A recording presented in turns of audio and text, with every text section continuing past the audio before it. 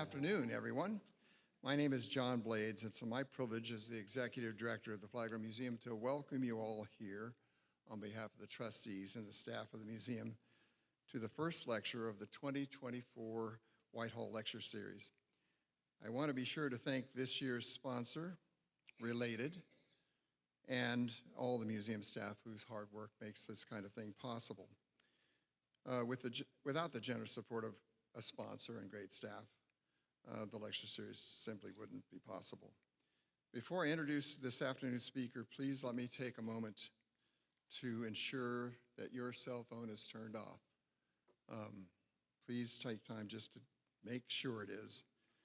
And if any of you happen to have come into the room with one of those audio tour wands, will you hold it up? We need to remove it from the room. It can actually, the audio equipment here can actually interfere with it and set off the internal alarm. Just a reminder here, the lecture series is sold out, by the way, but it gives us a chance to remind all of you that we live stream these lectures. You can join these lectures from anywhere in the world by simply going to the museum's website, scrolling down to the lecture, clicking on the button that says watch this lecture live, and we archive the lectures as well so that you can watch them later. If you join us via live stream, you can even ask questions, so it's a great way to join the lecture if you're not able to make it in person. This year's Whitehall Lecture Series is titled Unlikely Titans of Industry and Commerce, From Modest Beginnings to Phenomenal Success. And here with us today for the first lecture of the series on George Westinghouse is Dr. William Huber, who wrote the book George Westinghouse, Powering the World. I had a chance to talk with Bill before the lecture and to meet his lovely wife, Angie, who, by the way, is his high school sweetheart. They've been married over 60 years now. And I think you're in for a good lecture. He earned his bachelor's degree, but he's a double E major all the way through, by the way. He earned his electrical engineering degree from the University of Pittsburgh, a master's degree from Ohio State, and a PhD from the University of Pittsburgh. So he's been a double E all his life, an electrical engineer his entire life, and I'm sure this subject is near and dear to his heart. So without further ado, please join me in welcoming Dr. Huber to the Whitehall Lecture Series.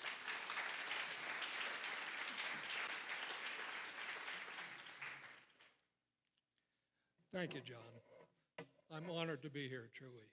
And thank all of you for braving the wet Florida weather and coming also. I need your help in conducting a one-question survey.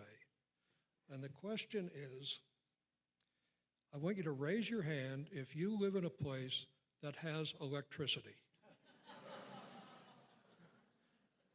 Isn't that amazing?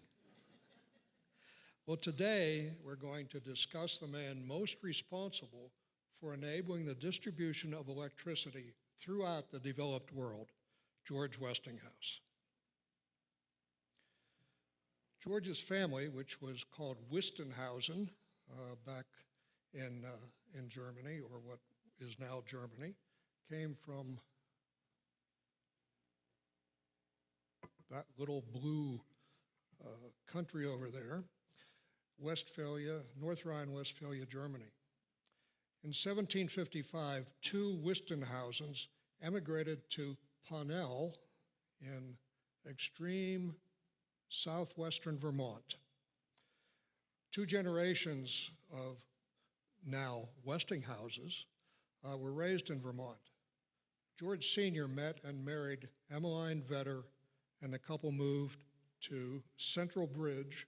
I'm sure you've heard of Central Bridge, a tiny town in Schoharie County, New York. Our George Westinghouse, George Jr., was born there on October 6, 1846. He was the 8th of 10 children, 7 boys and 3 girls.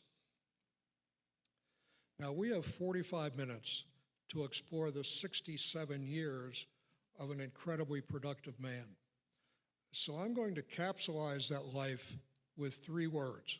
The first of these is perseverance.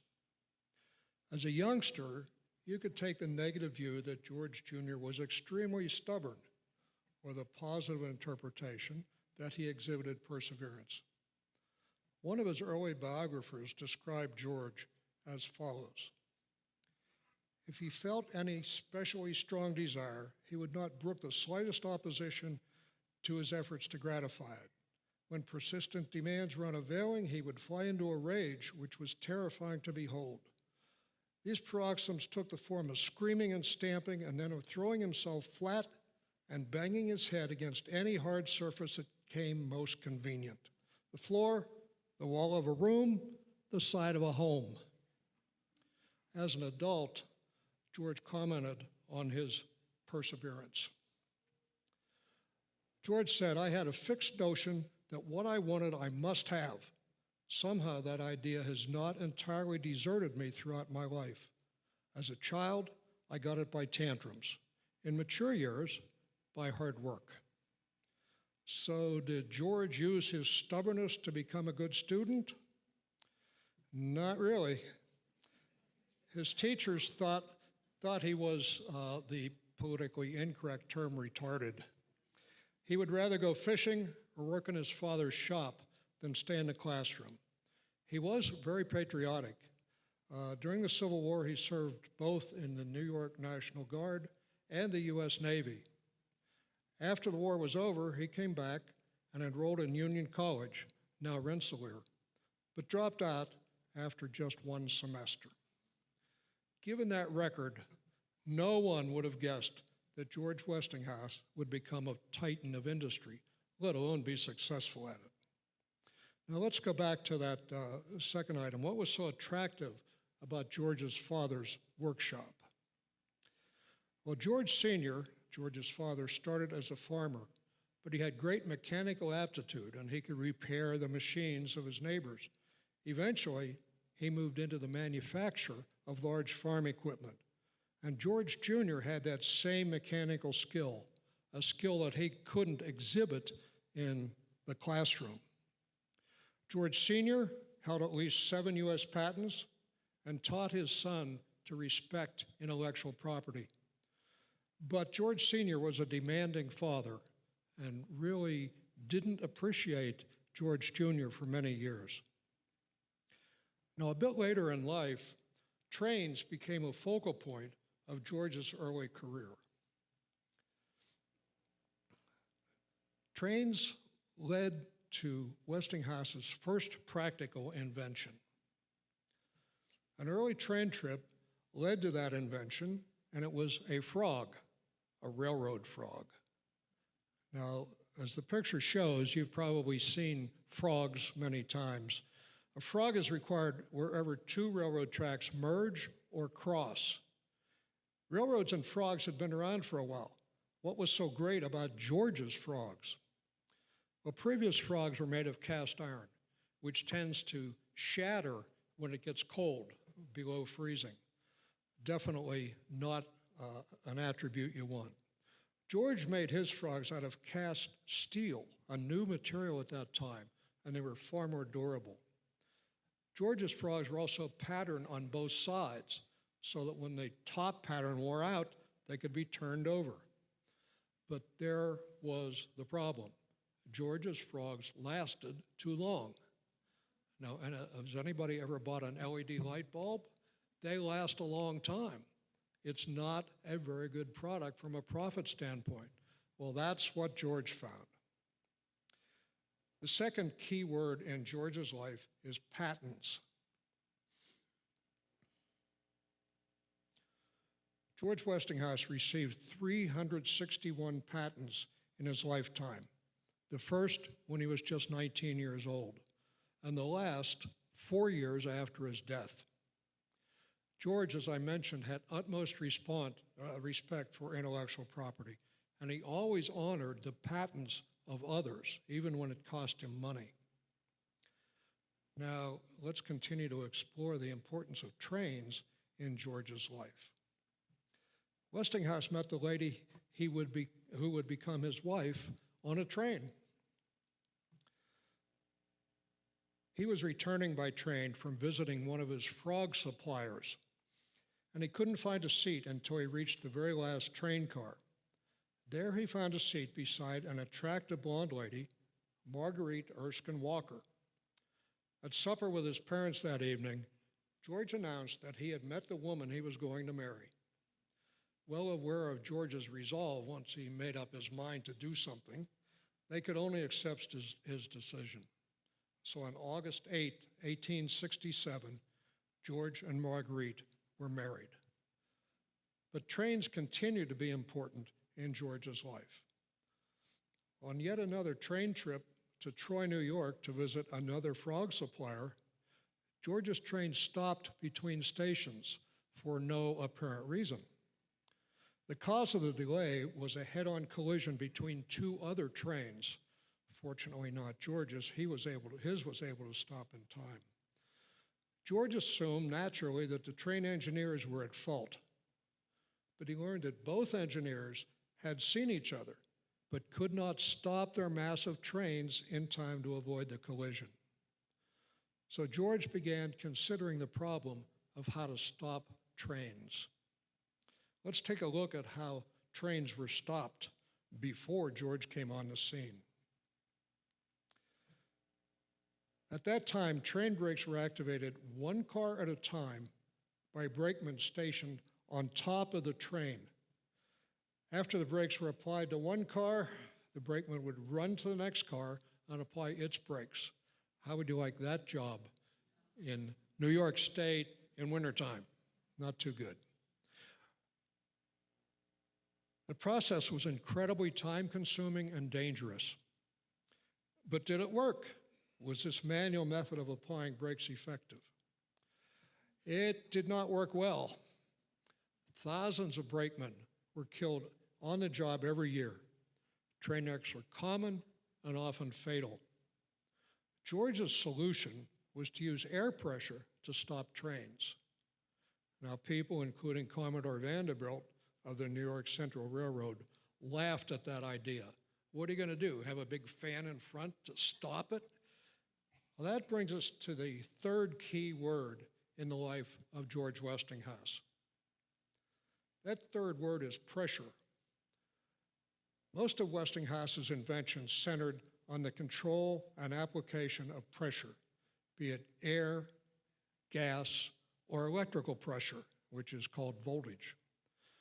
George decided to apply his knowledge of air pressure to stop trains. He proposed a system using air pressure to apply the brakes on all cars simultaneously. An air compressor on the engine provided the compressed air, which was stored in an air tank. When it came time to stop the train, the engineer turned the train valve, which released that compressed air into pipes that ran the length of the train. In one car, that compressed air would push on a brake cylinder, which pushed the brake shoe against the steel brake wheel. So he used air pressure to apply air brakes to all cars simultaneously. Now, it had some obvious flaws, but this system was used by many railroads initially. Think about what happens if there's a break in this train line. Well, that compressed air all escapes at that point, can't go to the rest of the train cars, so the train doesn't stop very well. But as I said, this was used, and it was used after a live demonstration that was to convince railroads that this air brake would work. The first air brake trial was in April 1869. It took place on the, oh, that's an interesting animation. George equipped 4 train cars with air brakes. The Panhandle Railroad in Pittsburgh hooked the 4 cars to a locomotive and tender. At that time, the train tracks in Pittsburgh entered a tunnel through a large hill. When the train emerged from the tunnel, the engineers saw a horse-drawn wagon crossing the train tracks.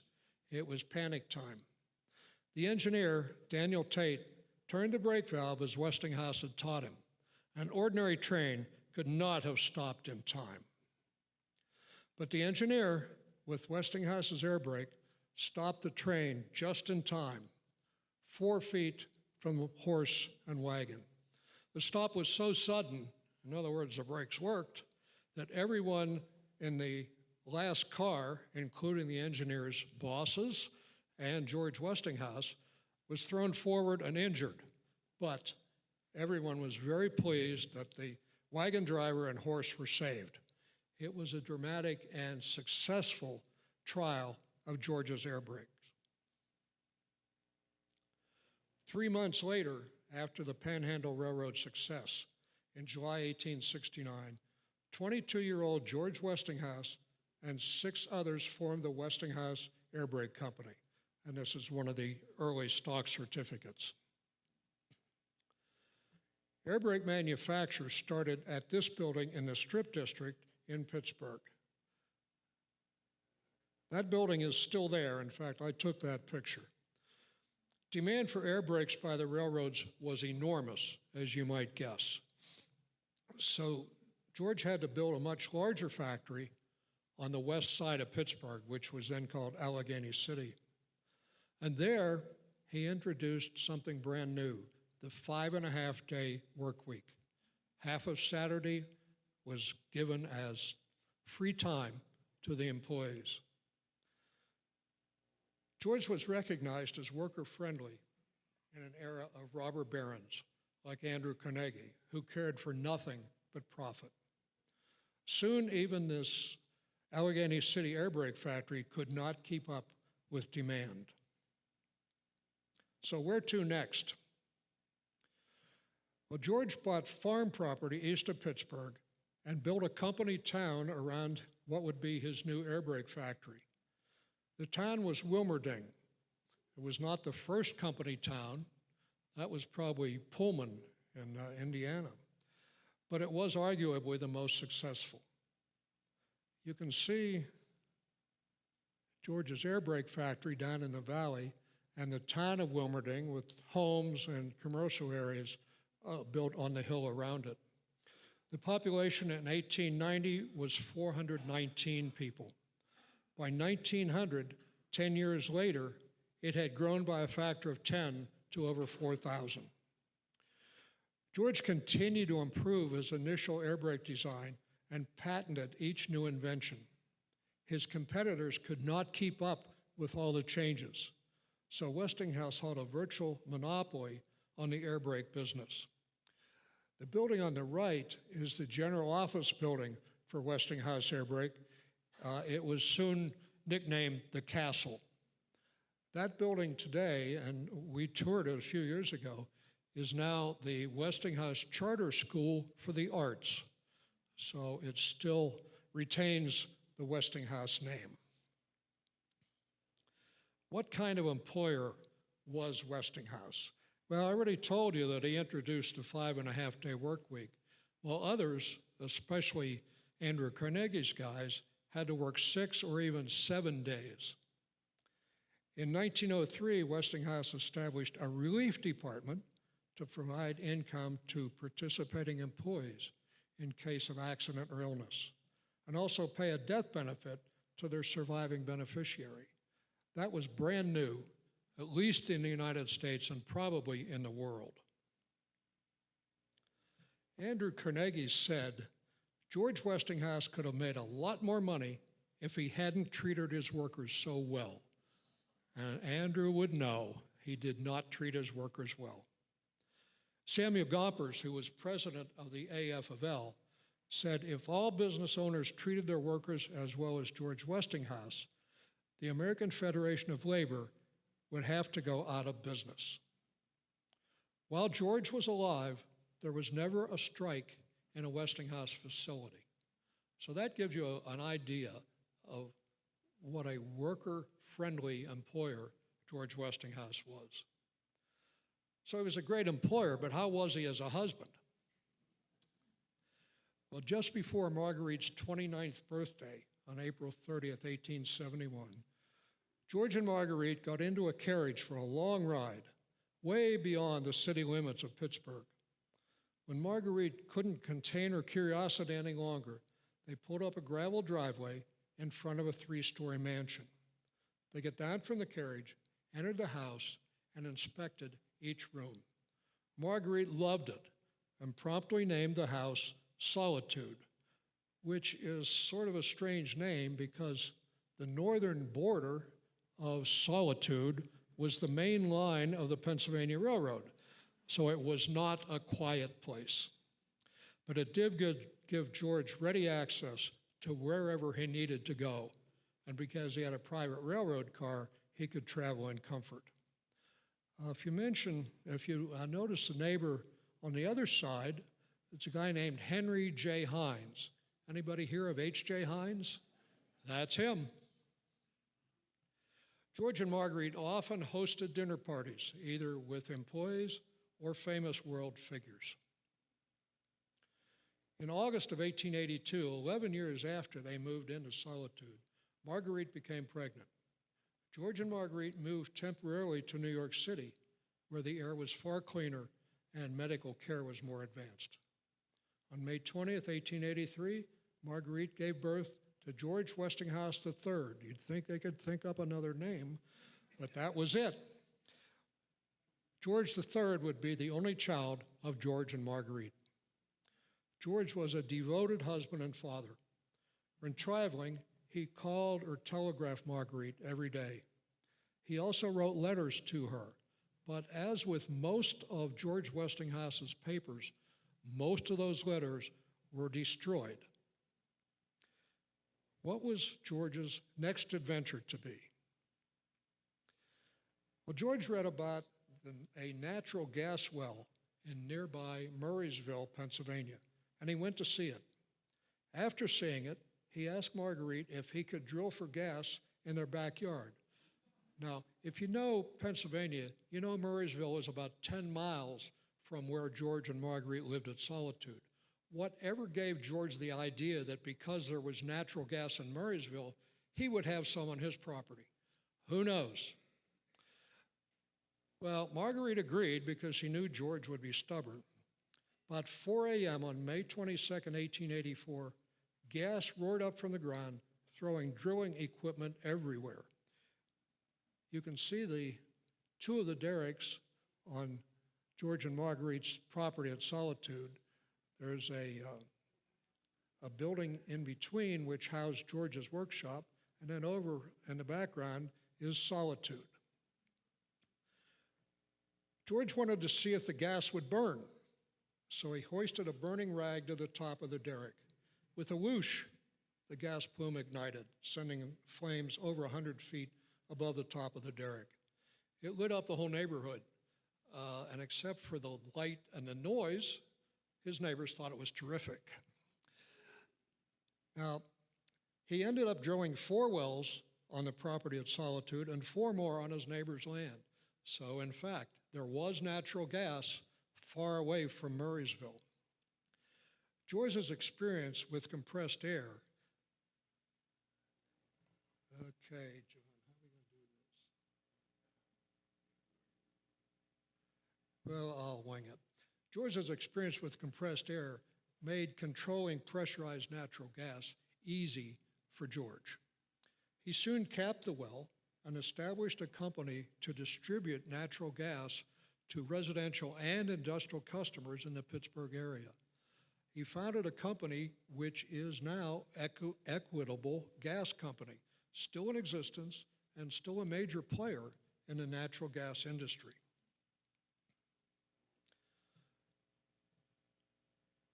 George's next adventure had to do with another form of energy, electricity.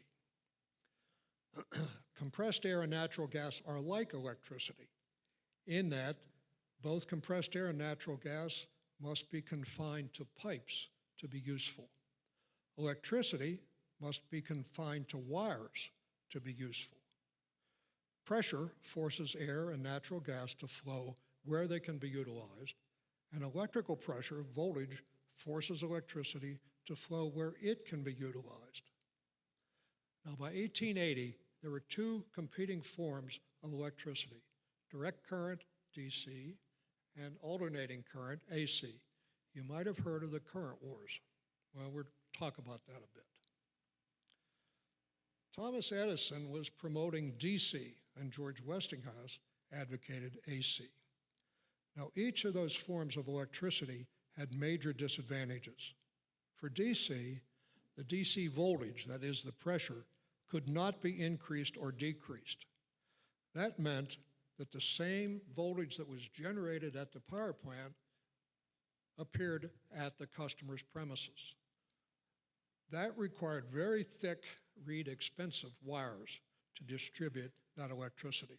It was not economical to transmit over long distances. In fact, generating stations under Edison's plan would have had to have been within a mile of their customers. You would have had generating plants all over the place. Now, AC also had disadvantages. It could be increased or decreased, but Westinghouse needed a license for a transformer patent to do so. The other problem was that no practical motor existed that would run on AC. So it was okay for lighting, but no good for industrial uses which required motors. The DC problem was fundamental, while the AC problem could be solved with inventions. Edison was not deterred with the problems with DC. By late 1881, he started building the world's first commercial central power plant, the Pearl Street Station in Lower Manhattan. On September 4th, 1882, he threw the switch to provide DC power to 59 customers with 400 light bulbs. All of Edison's customers were within a half mile of his power plant, the inherent limitation. Meanwhile, Westinghouse continued to work with AC. The transformer can increase or decrease AC voltage, but to implement his AC system, Westinghouse had to purchase patents for a transformer design from Europe. That rather primitive transformer is shown on the left. That's the Galliard and Gibbs transformer. The patent rights cost George the modern equivalent of $1.3 million. But then his engineers took apart the Galliard and Gibbs transformer, figured out how it worked, and developed a much improved and manufacturable version, which is shown at the right. Here you have an iron core with windings of wire on two sides. Those windings are not electrically connected. They're connected by a magnetic field in the iron. The primary is connected to an AC voltage from the generator, for instance. And the secondary is connected eventually to the customer's premises. The primary winding has NP turns of wire, and the secondary has NS turns of wire. The voltage transformation ratio is the same as the turns ratio. So if you have more turns on the secondary, it steps up the voltage. If you have fewer turns on the secondary than on the primary, it steps down the voltage. So the transformer can either increase or decrease the AC voltage with almost no loss. You have probably seen some AC transformers up on poles almost everywhere, allowing AC to be transmitted economically. Those transformers are called pole pigs, and you can sort of see why. They're big and round, and they have sort of a snout coming out one end. So the next time you see a transformer, you'll know what it is. It's a pole pig. But the real key for Westinghouse and AC came from a young Serbian genius named Nikola Tesla. In June 1884, Tesla started working for Thomas Edison in New York City. He lasted just 6 months because Edison would not listen to his ideas about alternating current. Edison was direct current and nothing else. Then in May 1888, Tesla presented his revolutionary induction motor, which ran on alternating current, to a technical society. And here's a model of that original motor.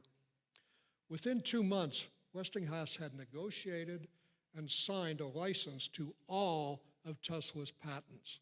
And this was a tremendously valuable portfolio. So now AC and Westinghouse had a transformer and a motor, and Edison had a problem. By 1889, Edison was losing the battle of the currents, so he campaigned to show that AC was deadly. He participated in demonstrations where dogs and even horses were killed by electrocution, and that was done with using Westinghouse's AC generators. So Edison proved that AC was dangerous. He even suggested and gave advice on how to kill humans by electrocution. The first man to be executed was William Kemmler, a convicted murderer. But the execution went horribly wrong. Instead of dying immediately, as Edison had predicted, Kemmler took 8 minutes to die. He was basically cooked alive. Edison's reputation was severely damaged, and George Westinghouse went on the offensive. Be sure you come back next week to hear Dr. Paul Israel. He'll tell Edison's side of the story.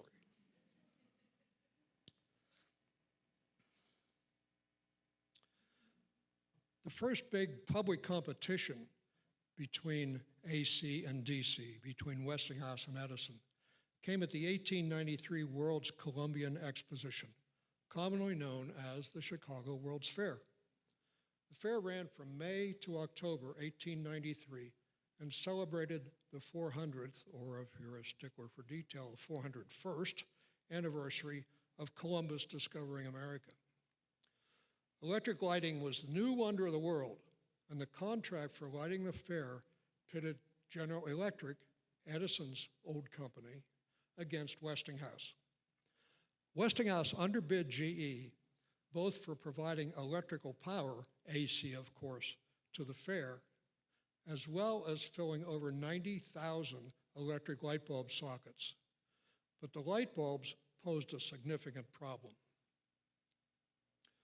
GE refused to allow Westinghouse to use their patented light bulb design. Edison's patent, shown on the left, consisted of a single glass bulb. One piece is what the patent said. So George's engineers had to design and manufacture a different bulb structure. The Westinghouse light bulb was a two-piece structure, sort of like an upside-down wine bottle, with a stopper in the bottom and a glass bulb on top. The stopper was made of ground glass and was cemented in place.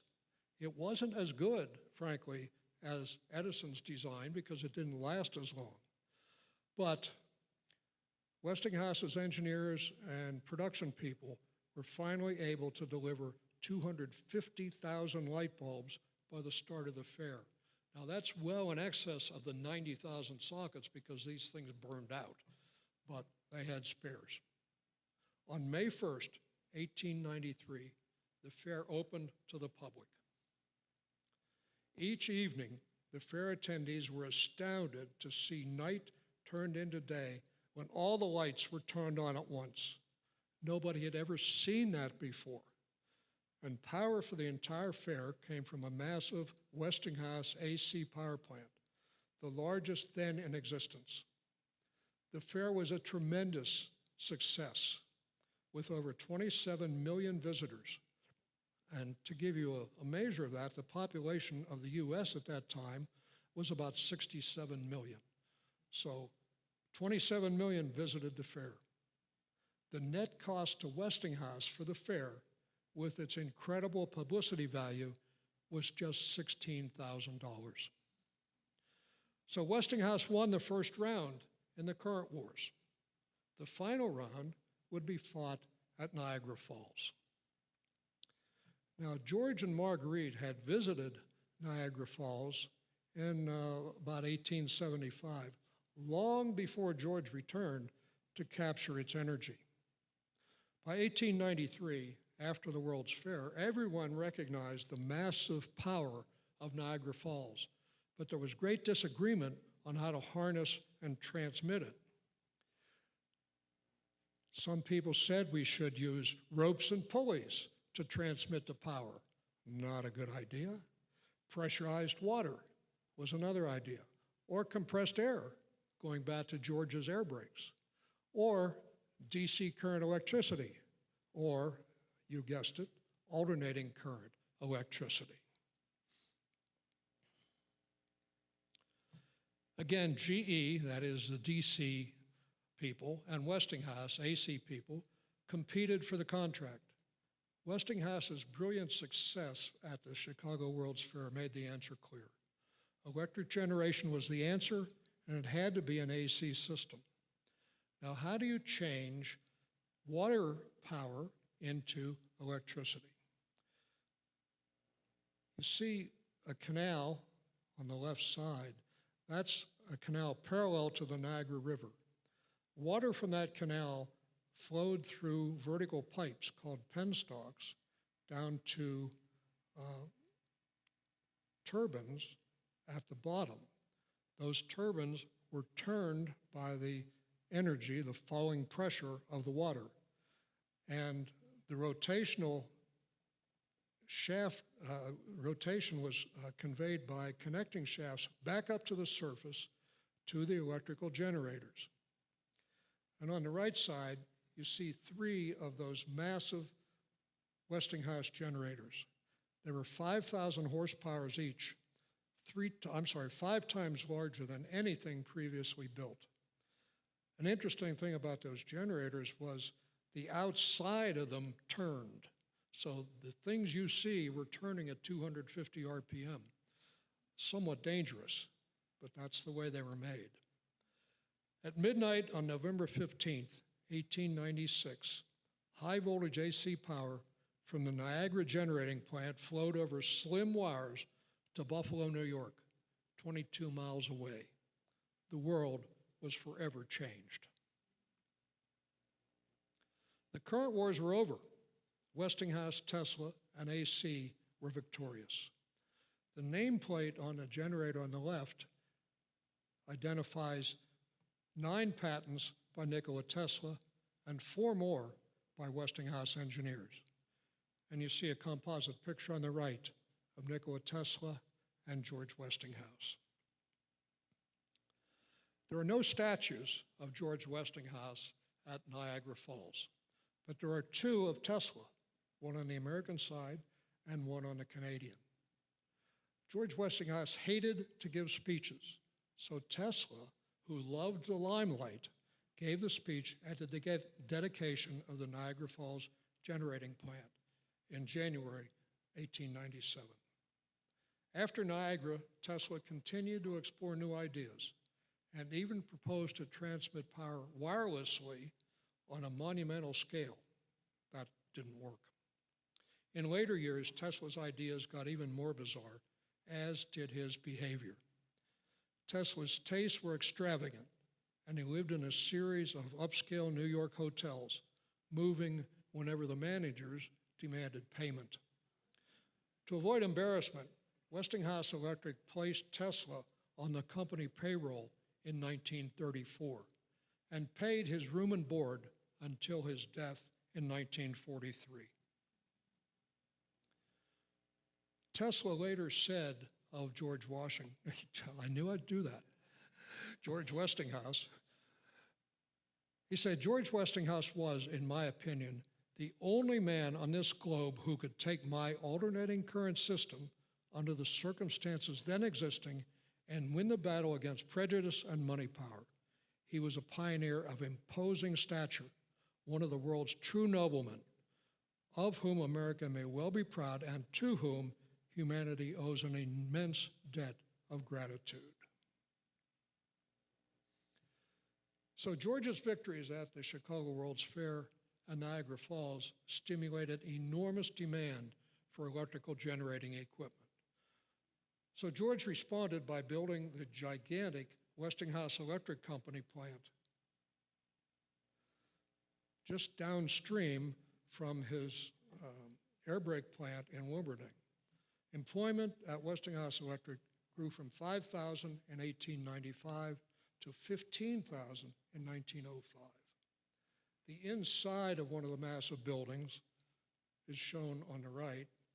You can see the production aisle, and on the left appears to be one of the generators that would go to Niagara Falls. The next slide is part of a movie shot in 1904 inside one of the Westinghouse Electric buildings where workers were testing a large generator. Now, take a look here. We got a worker there, a worker there, a worker up here, and soon there'll be another worker coming in from this side. What do you think OSHA would think of that scene? They would shut that down in a heartbeat.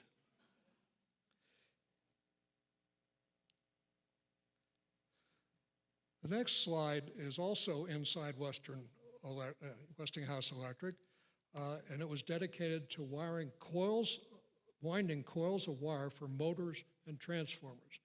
You see the rows of women. This part of the factory was all women winding these coils.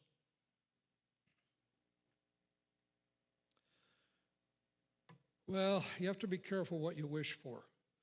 Westinghouse had borrowed heavily to finance the rapid expansion of Westinghouse Electric. But a bank panic started in October 1907. 13 New York City banks closed. The Pittsburgh Stock Exchange closed for 3 months. Westinghouse Electric, WEC, owed about $70 million to various creditors and was forced into receivership. Now, some claim that J.P. Morgan, the banker, caused the panic of 1907. Whether or not he caused it, he certainly used it to enrich himself. Morgan's allies took charge of Westinghouse Electric, keeping George as a figurehead president until he finally got sick of it and resigned in August 1910. Now, George still retained control of Westinghouse Air Brake, Union Switch and Signal, and most of his other 60 companies. But he was crushed by the loss of Westinghouse Electric. That was his baby. Retirement? Well, probably not for George. The Westinghouse family had moved to Erskine Park in Lenox, Massachusetts in 1890 and split their time between there and Solitude back in Pittsburgh. But after the crisis of 1907, they spent much more time away from Pittsburgh and its sad reminders of Westinghouse Electric. George retired from active management of all of his companies in 1911, but continued to seek problems to solve.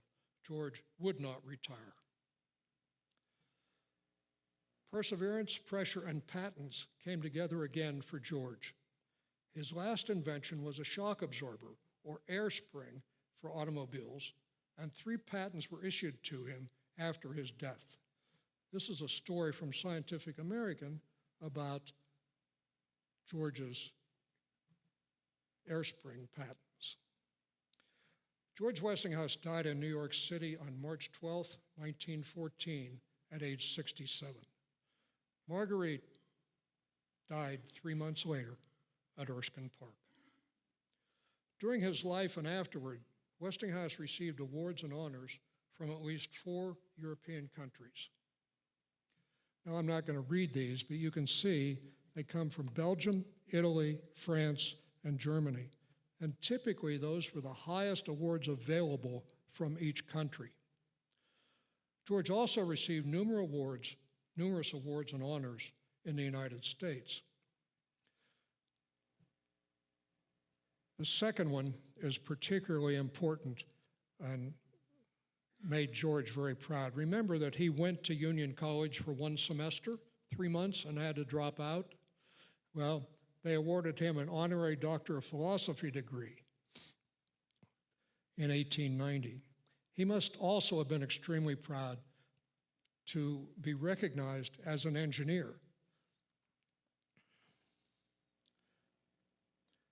The American American Association of Engineering Societies award Westinghouse the John Fritz Medal. Westinghouse was elected president of the American Society of Mechanical Engineers, and the American Institute of Electrical Engineers chose George Westinghouse to receive the Edison Medal, named for his longtime antagonist, Thomas Edison. George also received honors in his adopted city of Pittsburgh.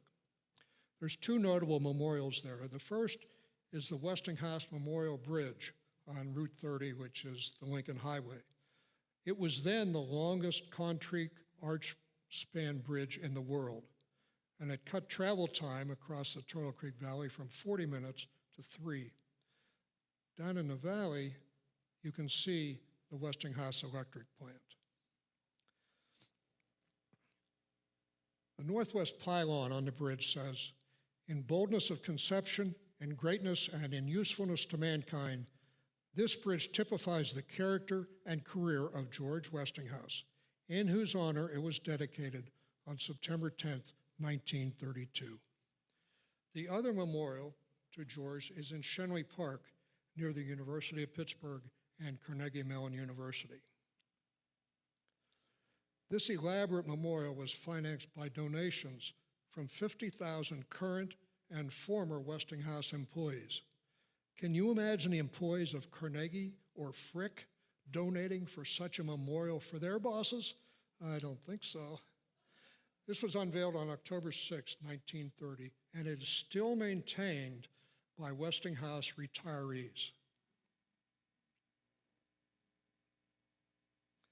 The picture at the center of the memorial demonstrates the humility of George Westinghouse. He did not like to have his picture taken, so this one was taken in secret by his employees. George prohibited its use while he was alive. He also hated to give speeches and shunned the limelight. And because he was so humble, and because he didn't bequest libraries and organs as Andrew Carnegie did, few people are aware of the significant contributions of George Westinghouse. And that's true even in Pittsburgh. Everyone knows the Westinghouse name from his companies, but hardly anyone knows anything about George Westinghouse. So, to promote appreciation for all that he did, a nonprofit called the Westinghouse Legacy was recently formed. It is focused primarily on honoring the remarkable life and accomplishments of George Westinghouse, Jr.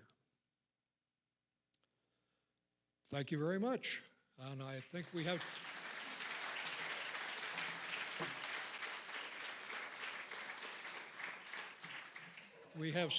time for a few questions, if you will, and there's a microphone available if you want to ask a question.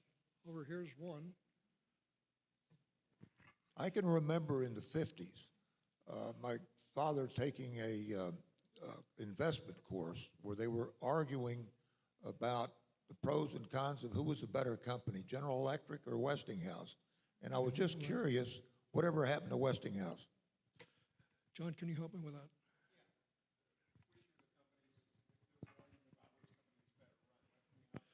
Well, Westinghouse Air Brake is probably the best known, and it has now split into two companies, Wabtec and another company that I don't remember. So it's still in existence, sort of. Union Switch and Signal, which doesn't bear the Westinghouse name, was eventually folded into Westinghouse Electric. But today, quite honestly, there are no companies carrying the Westinghouse name that manufacture things. There's Fujitsu manufactures HVAC equipment, and they sell it under the Westinghouse name. But as far as I know, there are no companies that actually are Westinghouse companies without being owned by someone else. Does that speak to whether GE was a better run company or Westinghouse was a better run company? Well,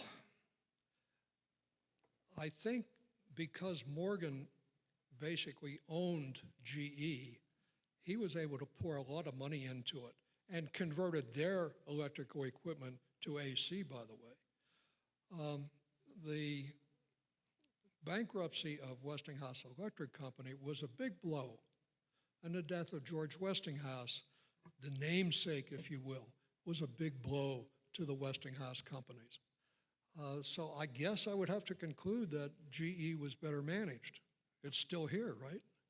Although, quite honestly, it's a shadow of its former self. Were his companies private or publicly traded? It was basically owned by Westinghouse and bondholders. There was some common stock, if you will, but it was not what you would call a publicly held company. George Westinghouse pretty much controlled what the company did. Did J.P. Morgan also finance Edison? Oh, absolutely, big time. And he was very upset when Edison was losing the current wars. He tried to convince Edison to convert to AC because he saw that was the way to go. Edison refused. As a result, Edison was pushed out and the General Electric Company was formed, originally called Edison General Electric, but very soon just General Electric. And Morgan's money was behind it. In retrospect, who do you consider more brilliant, Westinghouse or Edison? They were different. For example, Edison is credited with over 1,000 patents. I forget the exact number. Westinghouse had 361. Every patent that came out of Edison's shop carried his name, whether he invented it or not. Westinghouse's patents were his inventions. His people made a lot of other inventions, but they did not carry Westinghouse's name. I consider Edison to be the world's greatest experimenter. The world's greatest inventor was considered by many people to be Nikola Tesla. Westinghouse was a combination of inventor, entrepreneur, businessman, and leader of men. Edison was not a leader of men. He was a leader of slaves. The people who worked for him worked long hours, mostly overnight, because that's what Edison wanted, with little notice, little reward, if you will. They were paid, but they didn't get credit for what they did. Now, as I said, Paul Israel next week is going to tell you the opposite, but I can't say who was more brilliant, but they were different. I had read that Tesla was paid a per unit price for his motor by Westinghouse. He made an arrangement where he got so much per unit that was made, which ended up being very costly for Westinghouse, and Tesla gave that up at some point to help Westinghouse out. Was that just? As far as Tesla's patents, that's an area of great controversy. One of Tesla's biographers said that he had to give up the patent license rights, what was negotiated between Westinghouse and Tesla, in order to save Westinghouse Electric. That's sort of true, but it's not borne out by the evidence. The contract that Tesla and Edison signed is still in the archives of the successor to the Westinghouse Electric Company. The biography says both copies were torn up. That's not true. So exactly what transpired between Westinghouse and Tesla isn't clear. But as you've seen, Tesla had tremendous respect for Westinghouse and recognized that no one else could have made alternating current the winner. These are great questions. Thank you so much for being here and asking.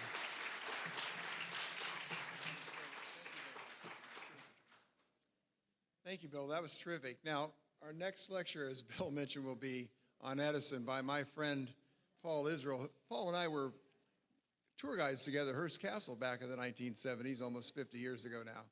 So I'll be looking forward to hearing Paul, and I'm sure Paul will have a lot to say about this. You've cut out his work for him. Thank you all for joining us today.